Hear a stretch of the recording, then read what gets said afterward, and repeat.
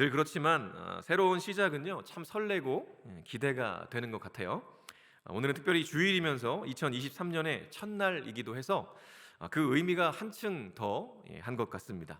어제 우리가 송구영신 예배를 드리면서 우리 지난 한 해 동안 우리 한사랑 교회에서 일어났던 은혜들을 이렇게 영상을 통해서 이렇게 돌아보게 되는데 참 얼마나 감사한지 모르겠습니다. 그리고 그 가운데 우리 청년 공동체가 한 지체로서 우리 한사랑 교회라는 한사랑 공동체의 또 한 지체로서 우리 청년 교회 공동체가 또 이렇게 속해 있고 또 기능하고 있다는 것 자체가 또 얼마나 감격적이고 또 감사한 순간이었는지 모르겠습니다. 특별히 지난해 우리 교회는요 전체적으로 소망이라는 주제를 가지고 달려왔고요. 올해에는 함께 투게더라는 주제를 가지고 이렇게 함께 걸어가게 될 거예요. 그래서 어떻게 하면 우리가 예수님과 함께 그리고 우리 청년들과 함께 할 수 있을까를 고민하고 기도하다가 한 가지 떠오른 것이 있었는데요. 그것이 바로 큐티였습니다. quiet time이라고 하죠. 줄여서 큐티. 또는 뭐 말씀 묵상, 여러 가지 말들을 할 수 있겠지만 어쨌든 한마디로 하면 매일 하나님의 말씀을 읽고 묵상하며 그 말씀에 순종하는 삶을 살아간다라는 것이 되겠습니다. 아까 우리 마무리 드린 예배할 때도 경건의 습관이 신앙의 기본이다라고 얘기했는데 맞죠? 그 가장 기본이 되는 경건의 습관이 뭐냐면 바로 큐티입니다. 사실 우리가 큐티만 꾸준히 잘해도요 우리의 삶이 정말 많이 바뀌어요. 우리의 삶에 참 많은 문제들이 있죠. 사실 우리가 큐티 그 많은 문제들이 있는데 그 문제 때문에 끙끙 앓다가 겨우겨우 해결이 되면 어떻던가요? 또 다른 문제가 찾아옵니다. 문제의 연속이죠. 또 때로는 문제가 여러 개가 함께 막 닥쳐올 때도 있어요. 여기 혹시 내 삶엔 전혀 문제가 없습니다 이런 사람 있습니까? 한번 손 들어보세요. 없어요? 역시 다 문제가 있군요. 문제 없는 청년이 있었으면 했는데 문제가 다 있군요. 안타까운데 정말 없을 겁니다. 하다못해서 뭐 별 고민이 없다고 할지라도 저같이 뭐 살을 빼고 싶은데 살이 안 빠지는 문제 정도는 다 갖고 있잖아요. 그죠? 그렇지 않습니까? 저도 올해는 꼭 다이어트에 성공해 보려고 생각하고 있어요. 그래서 한 3개월 안에 한 10kg 정도를 무리겠죠? 무릴 것 같아요. 그래서 너무 무릴 것 같아서 그 정도는 하지 않고 너무 건강에 무리가 되지 않은 선에서 최선을 다해서 한번 빼보도록 하겠습니다. 그러니까 혹시 저를 만나더라도 제가 혹시 밥을 조금 먹는다고 해도 너무 맘상해하지 말고 목사님이 다이어트 중인가 보다 그렇게 여겨주고 여러분이 많이 드세요. 제 것까지 많이 드시면 좋겠습니다.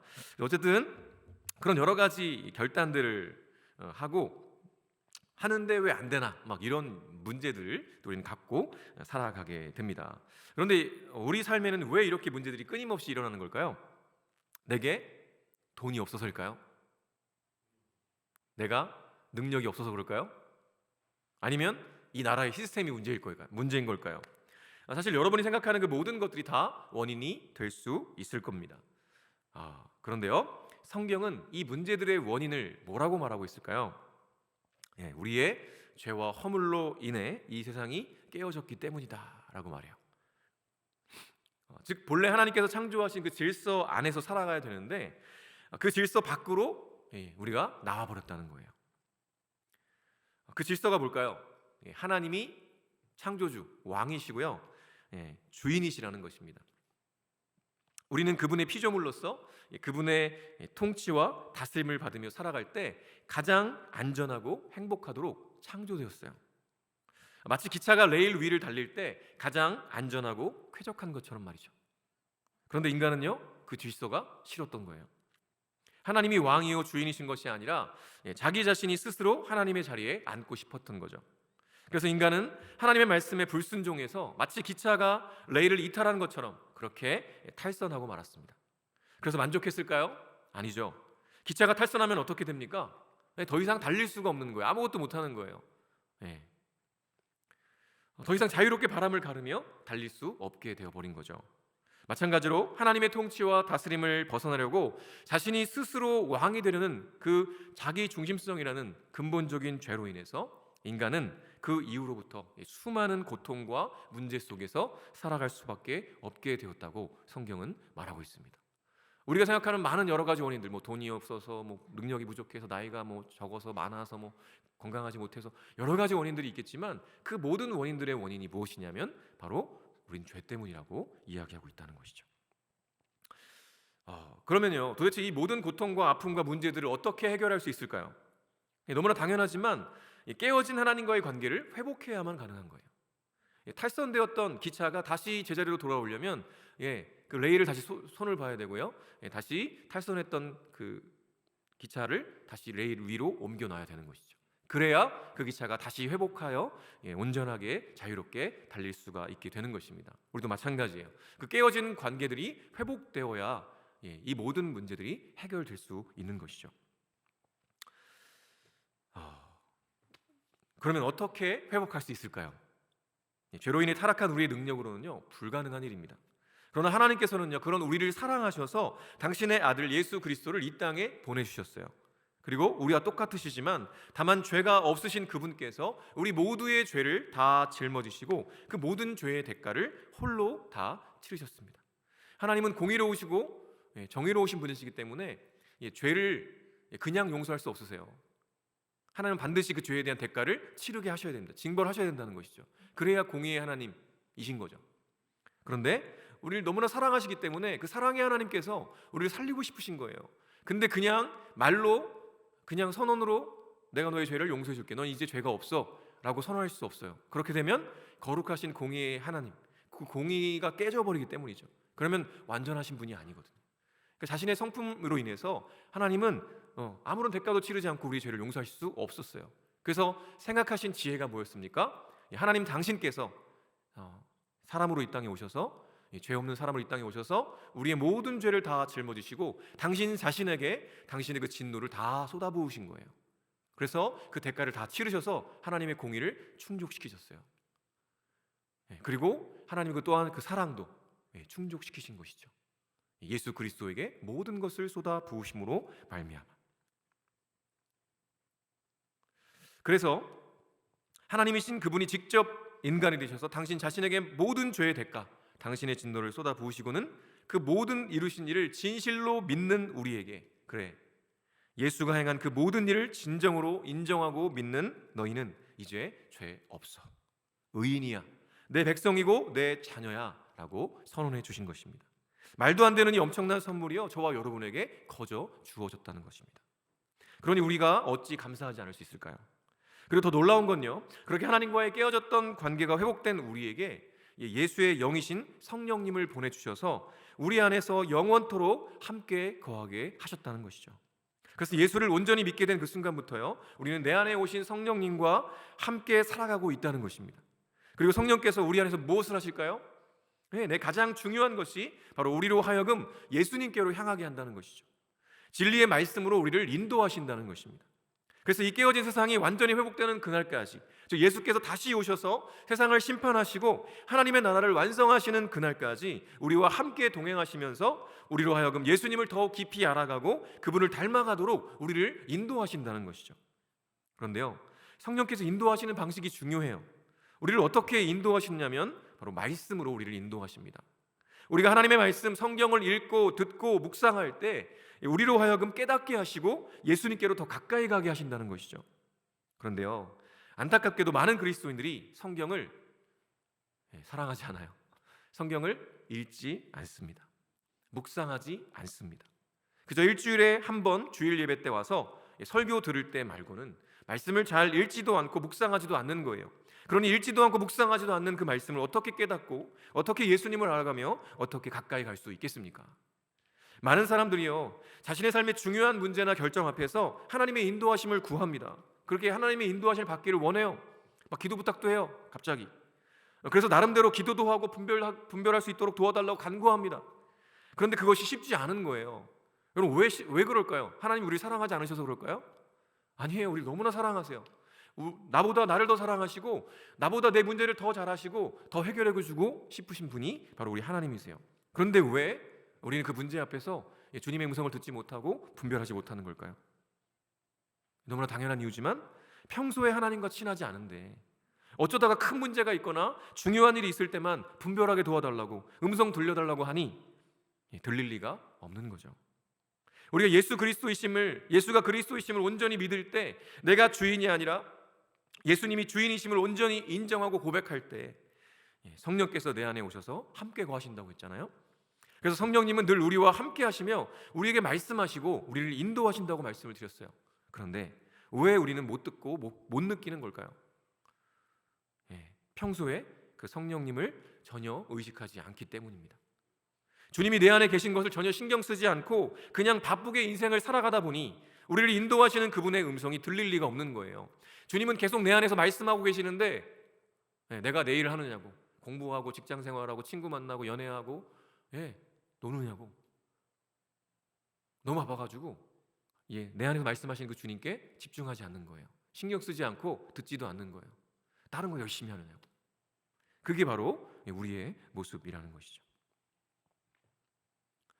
그런데 전혀 듣지 않다가, 집중하지 않다가 중요한 순간, 내가 필요한 순간에만 들려달라고, 하나님 음성 들려달라고, 인도해달라고 그렇게 하면 들리겠습니까? 특별한 은혜가 아니고서는 들릴 수 없는 것이죠. 왜냐하면 우리 하나님은요, 인격적인 분이시기 때문에 그래요. 그저 다른 우상들처럼 돈 갖다 바치고 재물 갖다 바치면 점괘를 내주듯이 그런 비인격적인 자판기 같은 하나님이 아니란 말이죠. 우리 하나님은 너무나 인격적이세요. 그래서 우리와 교제하기 원하시고, 그래서 우리 안에 오셨어요. 우리 안에 오셔서 우리와 계속 대화하기 원하시고요, 우리에게 계속 예수님이 어떤 분이신지 계속 깨닫게 해주기 원하시고요, 우리의 삶을 정말 아름답게 인도하기를 원하세요. 그런데 우리가 그 주님을 나몰라라 하고 바라보지 않고 인정하지 않고 인식하지 않고 그냥 내 마음대로 살아가는 거예요. 그러다가 어려운 일, 힘든 순간 하나님 필요하다고 여겨질 때, 그때에만 도와달라고 기도하고 그러니 평소에 잘 듣지 않던 그 말씀이, 그 음성이 들리겠냐는 거죠. 분별이 안 되는 거죠. 주님은 계속 말씀하셨는데 한 번도 들은 적이 없으니까, 들어본 적이 별로 없으니까 그게 주님의 음성인지 내 생각인지 사탄의 말인지 분별이 안 되는 겁니다. 여러분, 그렇지 않습니까? 제가 자주 하는 얘기인데요, 여러분, 우리 갓난 아기들이 태어나서 막 울잖아요. 울 때 근데 엄마가 그 아이 이름을 부르면서 이렇게 목소리를 들려주면 어때요? 놀랍게도 조용해져요. 안 울어요. 울다가 그쳐요. 그리고 엄마가 딱 안아주고 엄마 음성을 들려주면 조용해집니다. 여러분, 왜 그럴까요? 이 갓난아기가 너무나 똑똑해가지고 이건 엄마의 목소리다라고 분별을 하는 거죠. 엄마의 목소리는 주파수가 몇 헤르츠고 솔톤에 라톤에 이렇게 막 분석해가지고 이건 엄마 목소리 딱 이러고 엄마다 이러고 딱 울으면 그칠까요? 절대 그렇지 않죠.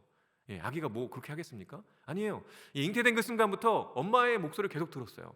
엄마가 아이를 사랑하기 때문에 태아있을 때, 태아부터 계속 이야기 나누고 아이에게 계속 노래 불러주고 때로 대화 나누고 사랑한다 고백하고, 그렇게 10개월 동안 엄마의 목소리를 주구장창 들었어요. 얼마나 많이 들었겠습니까? 하도 많이 들으니까 이제 이게 엄마의 목소리인 게 너무나 자연스럽게 분별이 되는 거예요.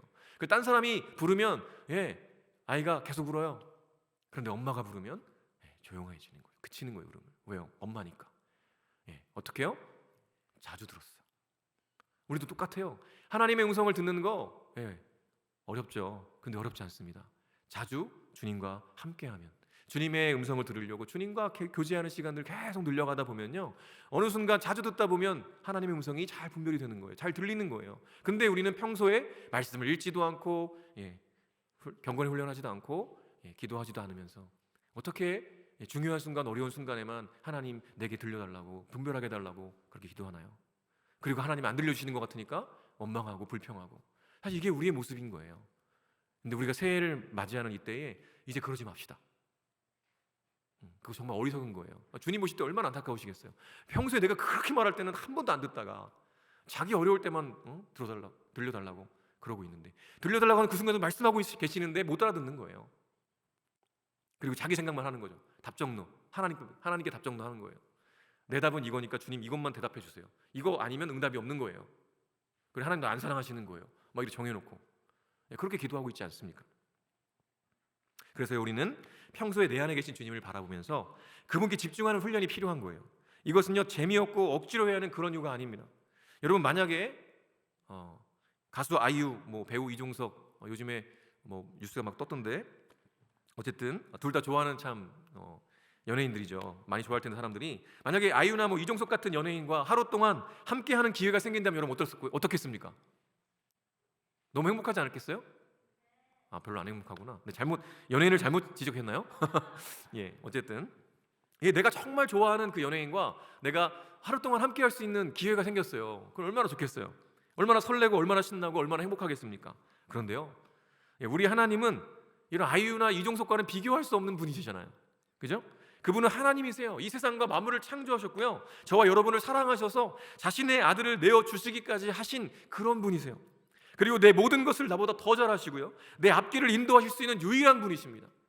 부모님도 내 앞길을 모르고요, 나도 내 앞길을 모르고 내 선배도 내 앞길을 몰라요. 근데 오직 우리 유일하신 하나님 그 한 분만 우리 앞길을 아시는 분이세요.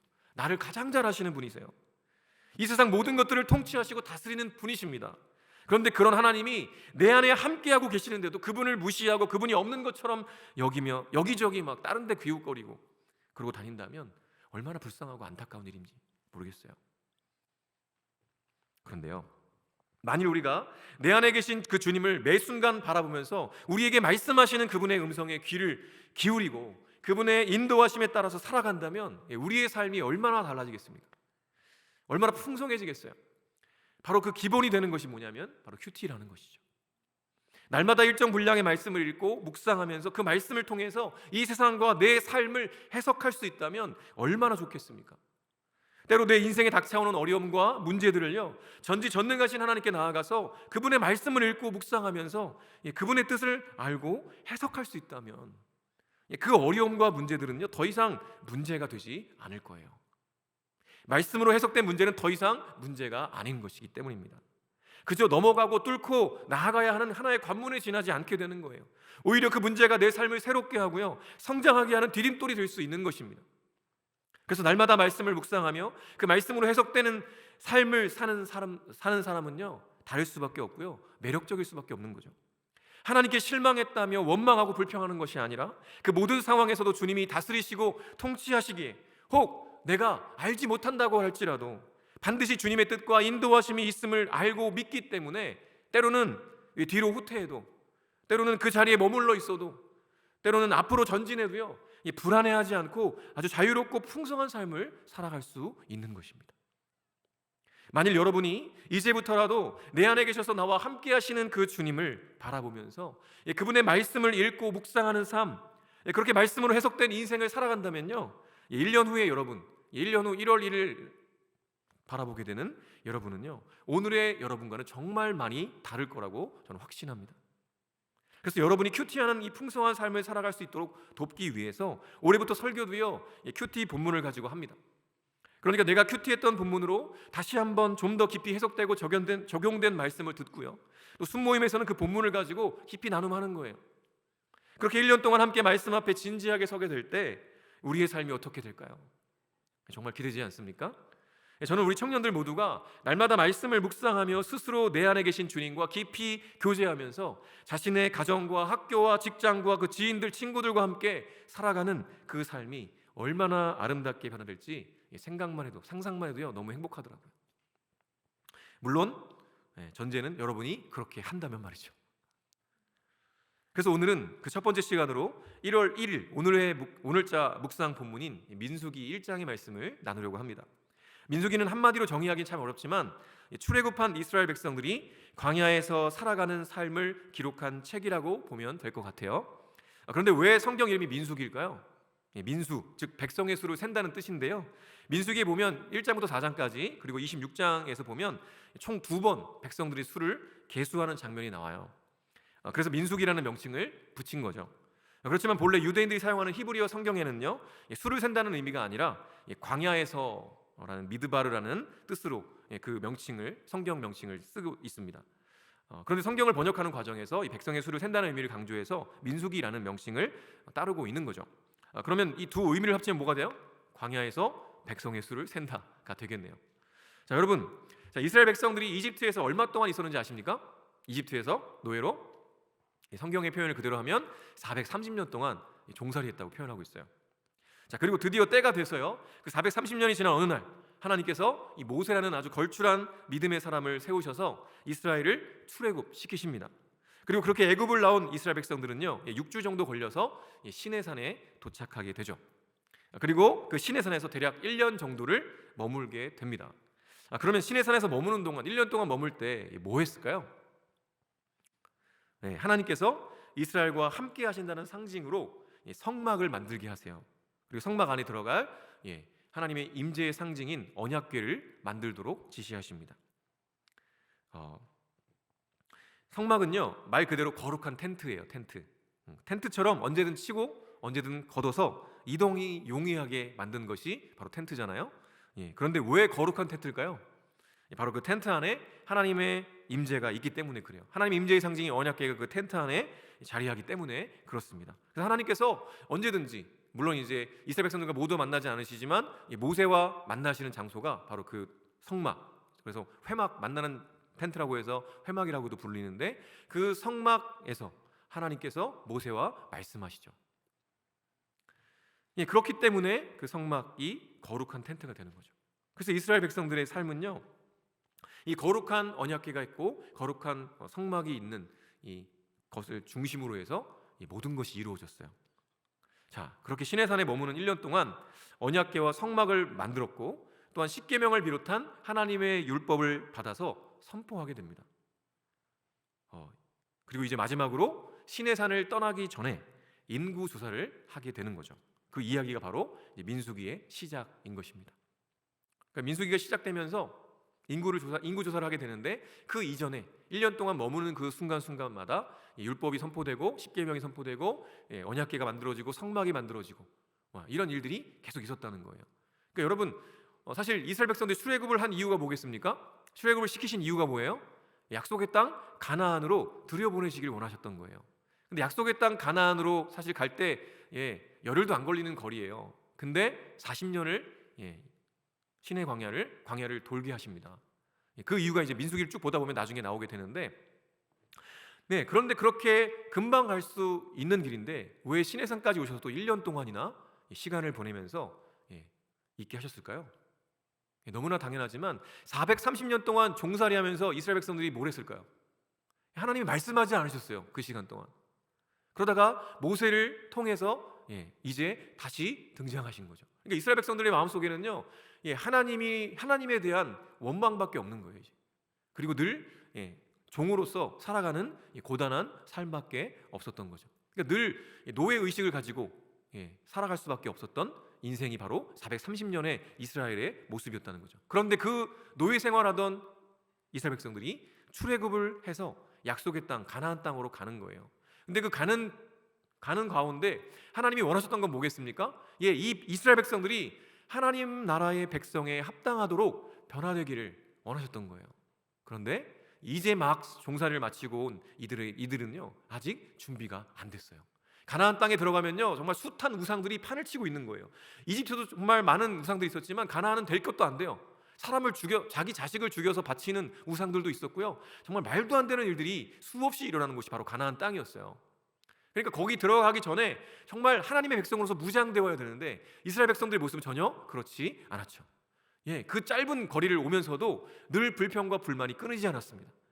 홍해를 건넌 기적을 경험했어도 불구하고 먹을 거 없다고, 마실 물이 없다고 분노하고 불평하고 원망하던 것이 바로 이스라엘의 모습이었다는 거죠. 그러니까 노예 근성으로 아주 똘똘 뭉친 백성들, 이 백성들이 잘 준비될 수 있도록 하기 위해 시내산에서 머무신 거예요. 머무시면서 이제 이스라엘 백성들이 정말 중요한 것이 무엇인지 알게 하기 위해서 성막과 언약궤를 만들게 하셨고, 그리고 무엇보다 먼저 하나님 나라의 법을 이들에게 주신 것이죠. 그래서 그 내면을 잘 준비할 수 있도록 하신 다음에, 그 다음에 하신 것이 무엇이었냐면 바로 인구조사였습니다. 자, 우리 민수기 1장 1절부터 3절까지 말씀을 우리 한번 같이 읽어볼까요? 시작.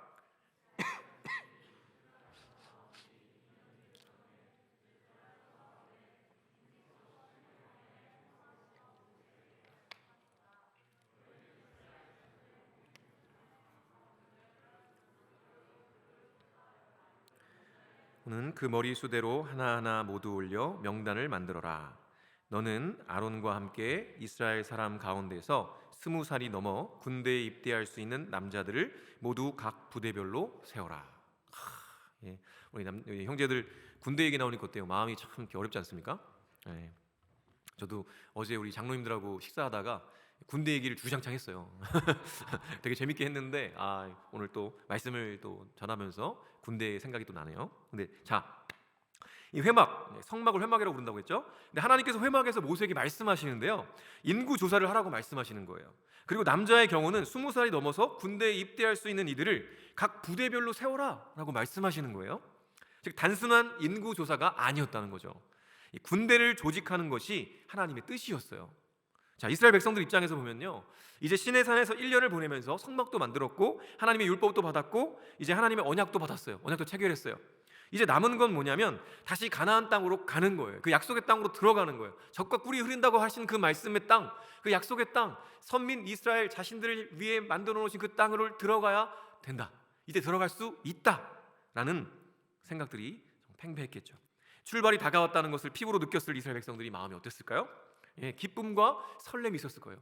뭐든지 아까 얘기한 것처럼 처음 출발이 얼마나 설레고 얼마나 또 기쁨이 있겠습니까? 이제 준비를 다 마쳤으니 약속의 땅으로 가는 일만 남았구나. 젖과 꿀이 흐르는 그 땅으로 가는 일만 남았구나. 이제 탄탄대로겠구나. 이런 마음이 들었을 거예요. 기쁨과 설렘이 있을 거예요.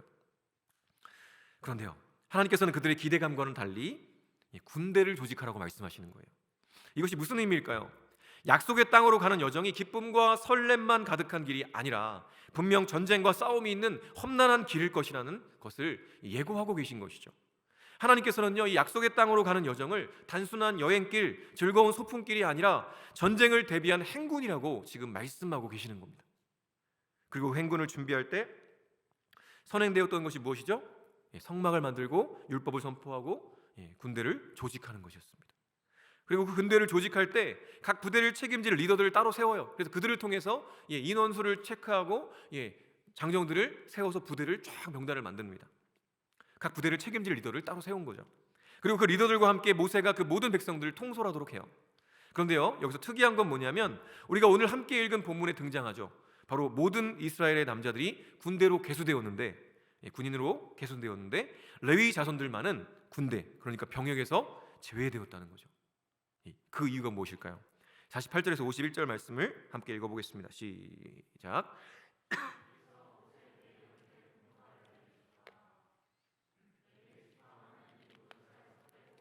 이스라엘 징집자 명단에 올리지 말아라.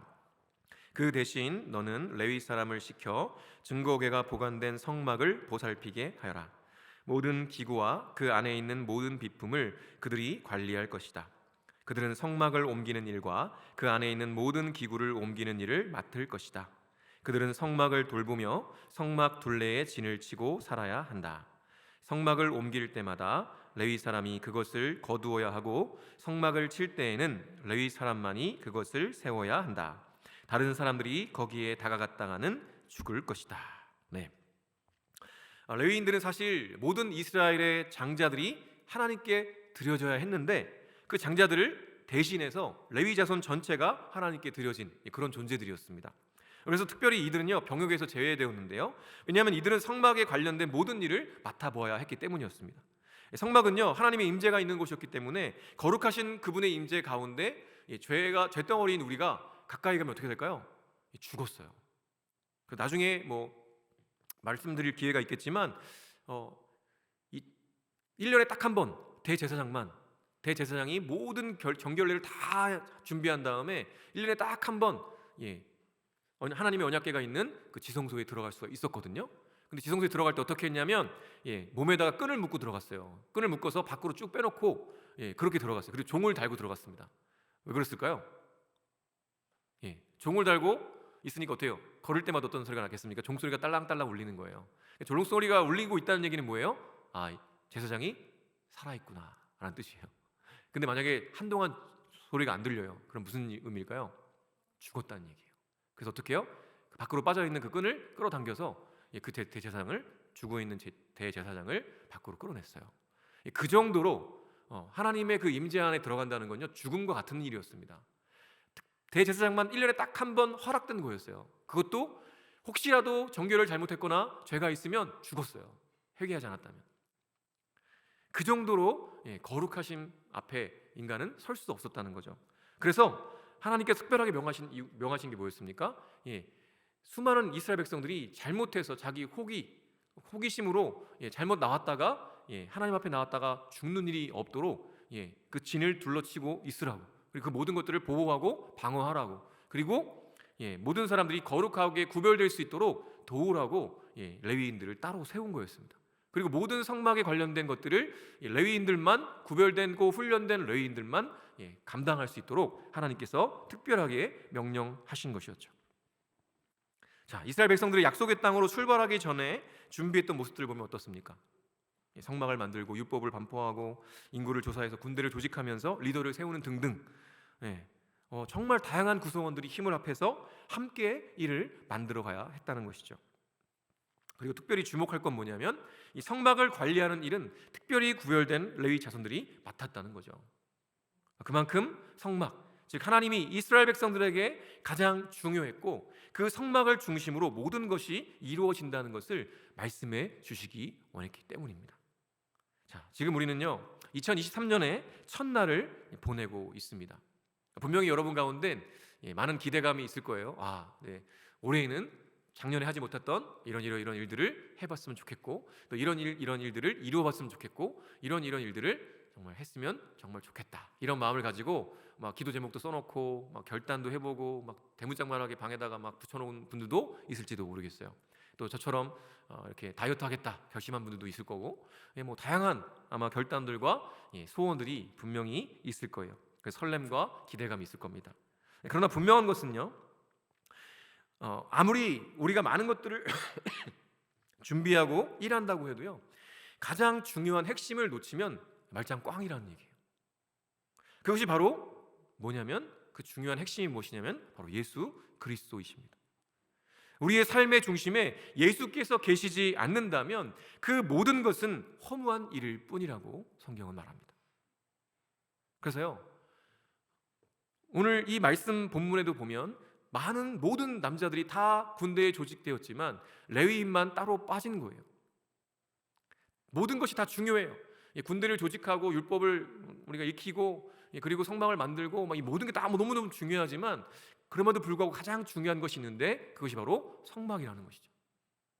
바로 성막에 임재하시는 그 하나님, 그 하나님이 우리 모든 삶의 가장 핵심이고 가장 중요한 분이기 때문에 그분을 가장 중심에 놓고 갈 수 있도록 모든 것들을 다 조직한다는 것이죠. 이게 오늘 우리가 이 민수기의 첫 장을 함께 나누면서 생각해 봐야 될 굉장히 중요한 메시지입니다. 여러분의 삶 가운데, 여러분이 지금 올해를 계획하고 뿐만 아니라 이제 여러분의 인생 계획이 분명히 있는 친구들도 있을 텐데, 여러분의 그 인생 계획 가운데, 여러분의 삶의 이 새해의 소원들 가운데 정말로 내가 소원하고 내가 계획했던 그 모든 것들을 돌아볼 때 거기에 정말 핵심이고 정말 중심이 예수 그리스도이신가, 여러분 돌아봐야 한다는 것이죠. 정말 내 인생 가운데, 내 계획 가운데 정말 주님이 너무나 가장 소중하시고 가장 중요한 분이시라면 내 삶의 모든 계획과 소원의 핵심에는 예수 그리스도가 계셔야 한다는 것이죠. 그리고 예수 그리스도가 정말로 나에게 가장 소중한 분이시라면 우리는 마땅히 우리의 삶의 계획 가운데 경건의 훈련, 경건의 습관이 들이는 일들이 반드시 있어야 된다는 것이죠. 그래서 여러분 결단하셔야 돼요. 내가 하나님 앞에 매일 하나님 말씀을 묵상하고 또 그 말씀대로 순종하는 삶을 살겠습니다. 주님, 내 안에 계신 그 주님을 내가 더 깊이 알아가게 하시고 내가 주님과 함께하는 그 기쁜 삶을 살아가게 도와달라고. 여러분 그렇게 날마다 기도하면서 그 말씀으로 해석된 여러분의 삶을 살아갈 수 있어야 한다는 것이죠.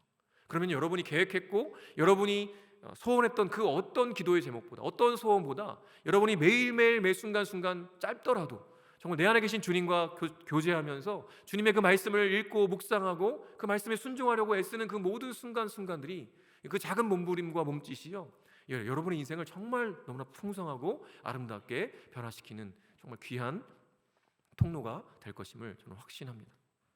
그리고요, 이것은요, 우리가 올해 주제가 뭐라고 그랬죠? 함께 투게더예요.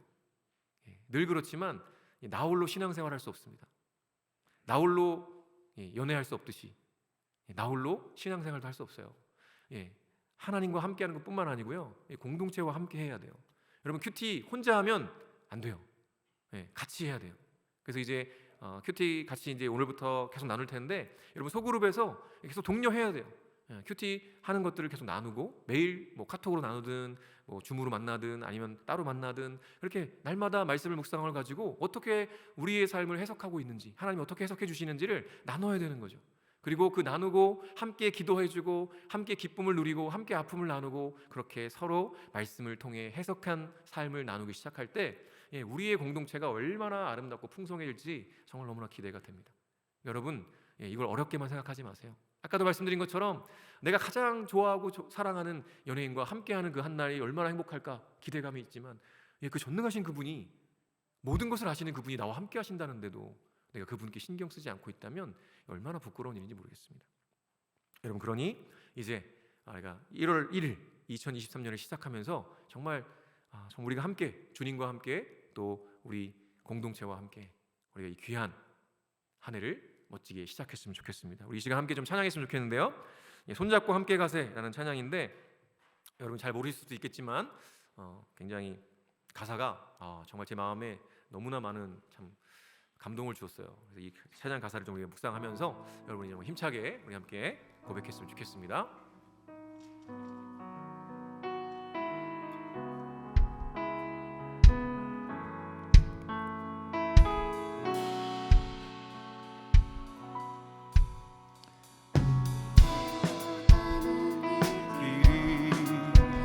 결코 처음 밟는 길은 아니야.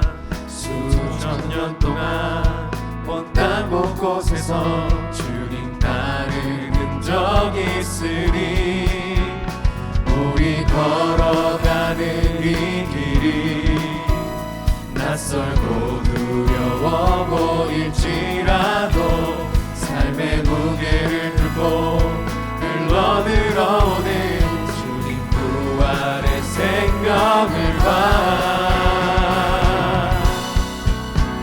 우리 함께 손잡고 가세. 조금 느리고 어려울지라도 주님 부르신 그 감격 붙잡고 손잡고 함께 가세. 우리 함께 손잡고 가세. 때론 더디고 힘겨울지라도 주님 부르실 그날을 향하여 손잡고 함께 가세. 우리 다시 한번 고백하겠습니다. 우리 걸어가는 이 길이 우리 걸어가는 이 길이 결코 처음 밟는 길은 아니야. 수천 년 동안 온 땅 곳곳에서 주님 따른 흔적이 있으니 우리 걸어가는 이 길이 낯설고 두려워 보일지라도 삶의 무게를 끌고 흘러들어오는 부활의 생명을 봐. 우리 함께 손잡고 가세. 조금 느리고 어려울지라도 주님 부르실 그 감격 붙잡고 손잡고 함께 가세. 우리 함께 손잡고 가세. 때론 더디고 힘겨울지라도 주님 부르실 그날을 향하여 손잡고 함께 다시 한번 우리 함께